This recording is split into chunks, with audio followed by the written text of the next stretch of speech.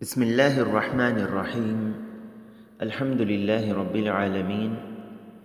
وصلی اللہ وسلم علی نبینا محمد وعلی آلہ وصحبہ اجمعین اما بعد۔ آج کے اس پہلے درس کا عنوان ہے علم کی اہمیت اور نیتوں کی اصلاح۔ علم کا معنی ہے کسی چیز کو صحیح طور پر اس کی حقیقت کے مطابق یقین کے ساتھ جاننا، یعنی کوئی چیز جیسے ہے اسی طرح اس کی حقیقت کے مطابق اس کو جاننا، یہ اس چیز کے بارے میں علم ہونا ہے۔ یہ جہالت کی ضد ہے، اور جس علم کی بات ہم کر رہے ہیں وہ شرعی علم ہے۔ شرعی علم کا معنی ہے شریعت کا علم، اور اس کا تعلق ان چیزوں کے بارے میں جاننے سے ہے جو اللہ تعالیٰ نے اپنے رسول صلی اللہ علیہ وسلم پر نازل فرمایا، جو قرآن اور سنت ہے۔ اس میں اللہ کی طرف سے یا تو خبر ہے یا اللہ کا حکم ہے۔ اگر یہ اللہ کی طرف سے خبر ہے، یعنی اللہ نے اس بات کے بارے میں خبر دی ہے جو ہم نہیں جانتے تھے، تو اس کو سچا ماننا یعنی اس کی تصدیق کرنا ضروری ہے، کیونکہ اللہ سے زیادہ سچی بات اور کس کی ہو سکتی ہے۔ اللہ تعالیٰ کا فرمان ہے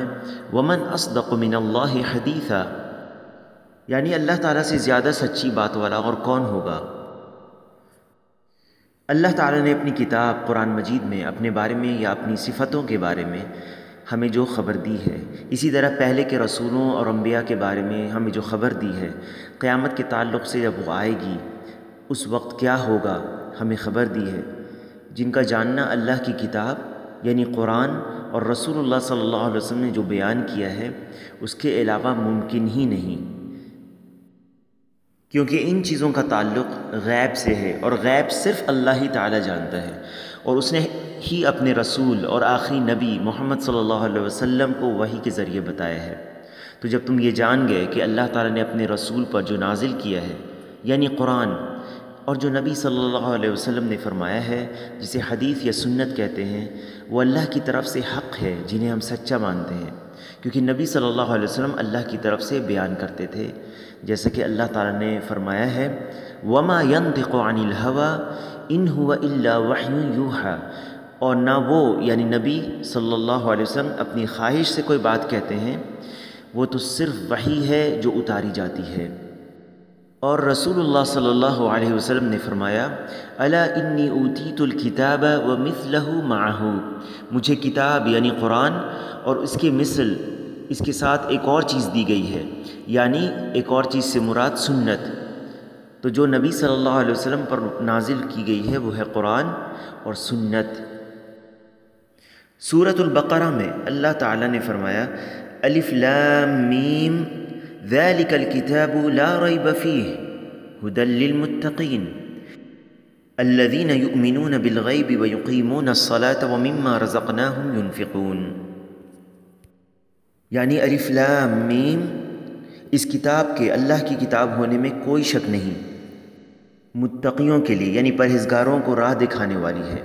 جو لوگ غیب پر ایمان لاتے ہیں اور نماز کو قائم رکھتے ہیں اور ہمارے دیے ہوئے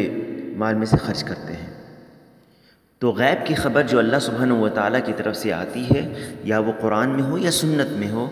وہ حق ہے، اور اس کی تصدیق کرنا، اس کو سچا ماننا، یہ ایمان ہے۔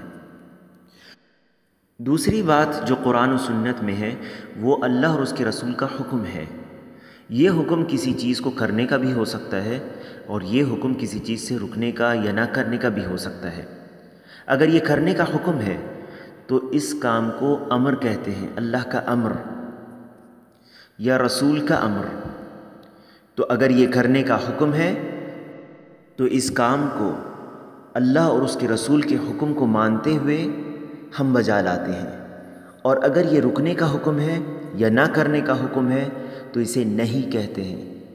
اور ہم اللہ اور رسول کی فرمانبرداری میں اسے چھوڑ دیتے ہیں، جیسا کہ اللہ تعالیٰ نے فرمایا وَمَا آتَاكُمُ الرَّسُولُ فَخُذُوهُ وَمَا نَهَاكُمْ عَنْهُ فَانْتَهُوا، یعنی تمہیں جو کچھ رسول دیں اسے لے لو، اور جس چیز سے تمہیں روکیں اس سے رک جاؤ۔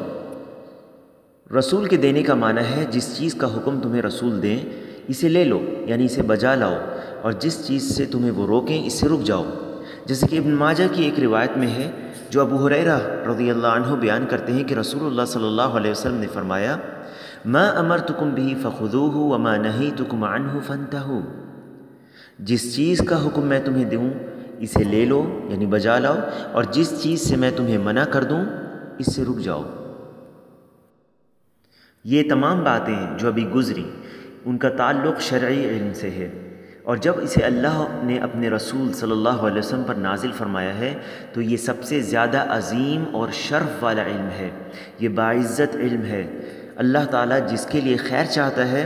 اسے شرعی علم کی صحیح سمجھ عطا فرماتا ہے، جیسے کہ حدیث میں ہے کہ رسول اللہ صلی اللہ علیہ وسلم نے فرمایا من یرید اللہ بہ خیرا یفقہہ فی الدین، اللہ تعالیٰ جس کے لیے خیر کا ارادہ کرتا ہے اسے دین میں سمجھ عطا کرتا ہے۔ اس علم کی اہمیت کے لیے کافی ہے کہ یہ نبی صلی اللہ علیہ وسلم کی میراث ہے۔ جب بھی کوئی شخص اس دنیا کو چھوڑ کر جاتا ہے تو اپنے بعد والے لوگوں کے لیے، اپنے رشتہ داروں کے لیے مال کو ترکے میں چھوڑ کر جاتا ہے، لیکن انبیاء علیہم السلام کی جو میراث ہے وہ علم ہے، جیسا کہ حدیث میں ہے ان العلماء ورثۃ الانبیاء ان الانبیاء لم یورثوا دینارا ولا درہما انما ورثوا العلم فمن اخذ به اخذ بحظ وافر، انبیاء نے دینار اور درہم میراث میں نہیں چھوڑے، انہوں نے علم چھوڑا ہے، لہٰذا جس نے بھی ان کے علم سے لیا اس نے ان کی میراث کا ایک بڑا حصہ حاصل کر لیا۔ اب دیکھتے ہیں شرعی علم کی فضیلت کیا ہے۔ سب سے پہلے یہ عبادت ہے،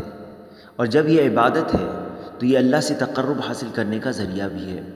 یہ عبادت اس لیے ہے کیونکہ اللہ اور رسول نے اسے حاصل کرنے کی ترغیب دلائی ہے۔ اللہ تعالیٰ کا فرمان ہے وَمَا كَانَ الْمُؤْمِنُونَ لِيَنْفِرُوا كَافَّةً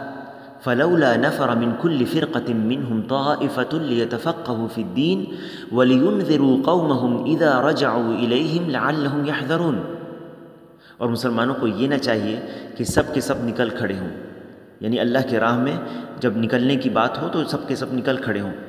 سو ایسا کیوں نہ کیا جائے کہ ان کی بڑی جماعت میں سے، یعنی ہر بڑی جماعت میں سے ایک چھوٹی جماعت جایا کرے تاکہ وہ دین کی سمجھ بوجھ حاصل کریں، اور تاکہ یہ لوگ اپنی قوم کو جب ان کی طرف واپس آئیں تو ڈرائیں تاکہ وہ ڈر جائیں۔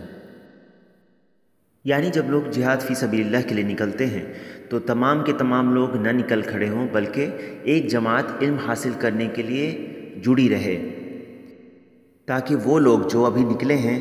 وہ جب واپس لوٹیں تو یہ لوگ جو علم حاصل کر رہے تھے انہیں بھی تعلیم دیں، جو اس علم کو جنہوں نے نہیں سنا ہے۔ دوسرا معنی یہ ہے کہ بعض لوگوں کی جماعت ایسی ہونی چاہیے جو علم حاصل کرنے کے لیے نکلیں اپنے گھروں سے اور سفر کریں، اور علم حاصل کر کے جب وہ دین میں سمجھ بوجھ حاصل کر لیں تو اپنی قوم کی طرف واپس لوٹیں اور انہیں اس علم کو پہنچائیں، اور انہیں اللہ کے احکام کے بارے میں بتائیں اور انہیں دینی علم سکھائیں۔ اس علم کو حاصل کرنے والوں کے درجات کو اللہ تعالیٰ بلند کرتا ہے۔ اللہ کا فرمان ہے یرفع اللہ الذین آمنوا منکم والذین اوتوا العلم درجات واللہ بما تعملون خبیر، اللہ تعالیٰ تم میں سے ان لوگوں کے جو ایمان لائے ہیں اور جو علم دیے گئے ہیں درجے بلند کر دے گا، اور اللہ تعالیٰ ہر اس کام سے جو تم کر رہے ہو خوب واقف ہے۔ بغیر علم کے یہ ممکن ہی نہیں کہ اللہ تعالیٰ کی عبادت کی جائے جیسا کہ وہ پسند کرتا ہے، جسے اس نے اپنے رسول کے ذریعے بتایا ہے۔ لہٰذا جو شخص یہ جانتا ہی نہیں ہے کہ عبادت کرنی کیسے ہے وہ عبادت کرے گا کیسے، اور اگر وہ اس نے عبادت اپنی عقل سے اور اپنی سمجھ کے مطابق کی تو وہ ویسی عبادت نہیں کر سکے گا جیسے رسول صلی اللہ علیہ وسلم نے بتایا ہے، اور اس طرح اس کی عبادت قبول نہیں ہوگی، کیونکہ عبادت کے لیے شرطوں میں سے اخلاص اور نبی صلی اللہ علیہ وسلم کے طریقے کے مطابق ہونا ضروری ہے۔ دوسری بات کہ علم کے علاوہ دنیا میں کسی اور چیز کی زیادتی کا سوال کرنے کا حکم اللہ نے اپنے نبی صلی اللہ علیہ وسلم کو نہیں فرمایا، چنانچہ اللہ کا فرمان ہے وَقُلْ رَبِّ زِدْنِي عِلْمًا، ہاں یہ دعا کرو کہ اے میرے رب میرا علم بڑھا۔ تیسری چیز کہ اللہ تعالیٰ نے اہل علم کی گواہی کو اپنے اور فرشتوں کی گواہی کے ساتھ بیان کیا ہے، یہ علم کی فضیلت میں سے ہے۔ اللہ تعالیٰ کا فرمان ہے شہد اللہ انہ لا الہ الا ہو والملائکۃ واولو العلم قائما بالقسط لا الہ الا هو العزیز الحکیم، یعنی اللہ تعالیٰ فرشتے اور اہل علم اس بات کی گواہی دیتے ہیں کہ اللہ کے سوا کوئی سچا معبود نہیں اور وہ عدل کو قائم رکھنے والا ہے، اس غالب اور حکمت والے کے سوا کوئی عبادت کے لائق نہیں۔ تو جن کی گواہی اللہ سبحانہ و تعالی نے اپنی گواہی کے ساتھ بیان کیے وہ فرشتے اور اہل علم کی گواہی ہیں۔ چوتھی بات کہ یہ نبی صلی اللہ علیہ وسلم کی میراث ہے، جیسے کہ پہلے گزرا۔ پانچویں بات، شرعی علم سے دوسروں کو فائدہ پہنچانے والے شخص کو موت کے بعد بھی فائدہ پہنچتا ہے۔ اللہ کے رسول صلی اللہ علیہ وسلم کا فرمان ہے، اذا مات الانسان انقطع عنه عمله الا من ثلاثہ الا من صدقۃ جاریہ او علم ينتفع به او ولد صالح يدعو له۔ جب کوئی انسان مر جاتا ہے تو اس کا عمل منقطع یعنی رک جاتا ہے، سوائے تین چیزوں کے، صدقہ جاریہ کے، وہ علم جس سے فائدہ اٹھایا جائے، یا وہ نیک اولاد جو اس کے لیے دعا کرے۔ علم مال سے زیادہ اہم ہے، کیونکہ مال ختم ہو جاتا ہے مگر علم باقی رہتا ہے۔ علم کے خزانے کو اٹھانے میں یا اس کی حفاظت کرنے میں دشواری نہیں ہوتی، جبکہ مال میں ایسا نہیں ہوتا۔ علم کے چوری ہونے کا خدشہ نہیں رہتا، جبکہ مال چوری ہو سکتا ہے۔ علم خرچ کرنے سے بڑھتا ہے، علم کو خرچ کرنے سے مراد جاہلوں کو اس کی تعلیم دینا ہے۔ علم سے گمراہی اور جہالت دور ہوتی ہے، اسی لیے جو شخص علم نہیں رکھتا وہ گمراہ ہو جاتا ہے اور غلط طریقے کو اپنا لیتا ہے۔ انہی غلط طریقوں میں فسادات کرنا بھی ہے، ناحق ظلم کرنا ہے کسی کے اوپر، ناحق کسی کا قتل کرنا ہے، ناحق کسی کے اوپر زیادتی اور ناانصافی کرنا ہے۔ تو علم سے کسی شخص کے اندر اچھے اخلاق، تہذیب اور تمدن آتا ہے۔ علم جنت میں داخل ہونے کا راستہ ہے۔ اللہ کے رسول صلی اللہ علیہ وسلم نے فرمایا، وَمَنْ سَلَكَ طَرِيقًا يَلْتَمِسُ فِيهِ عِلْمًا سَهَّلَ اللَّهُ لَهُ بِهِ طَرِيقًا إِلَى الْجَنَّةِ، اور جو شخص علم حاصل کرنے کے لیے کوئی راستہ اختیار کرتا ہے تو اللہ تعالیٰ اس کے لیے جنت کا راستہ آسان کر دیتا ہے۔ تو جب تم نے علم کی اہمیت اور فضیلت کو جان لیا اور یہ بھی جان لیا کہ اس علم کو حاصل کرنا عبادت ہے، تو جس طرح ہر عبادت میں اخلاص اور سنت کی اتباع اس کے قبول ہونے کی بنیادی شرطوں میں سے ہے، اسی طرح علم کے لیے بھی اخلاص ضروری ہے۔ علم میں اخلاص سے مراد اللہ کی رضا کے لیے اسے حاصل کیا جائے، تاکہ اللہ کے دین پر علم اور بصیرت کے ساتھ عمل ہو سکے۔ علم ان اہل علم سے حاصل کیا جاتا ہے جو انبیاء علیہم السلام کے ورثہ ہوتے ہیں۔ علم گمراہوں سے حاصل نہیں کیا جاتا، اور نہ ہی ہر علم کا دعویٰ کرنے والے شخص سے حاصل کیا جاتا ہے، بلکہ علم معتبر علماء سے حاصل ہوتا ہے۔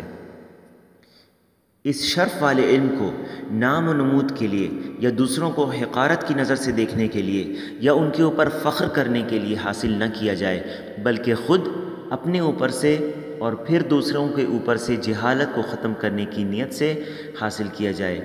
نیز اس لیے بھی حاصل کیا جائے تاکہ اللہ کے احکام کی پیروی کی جا سکے۔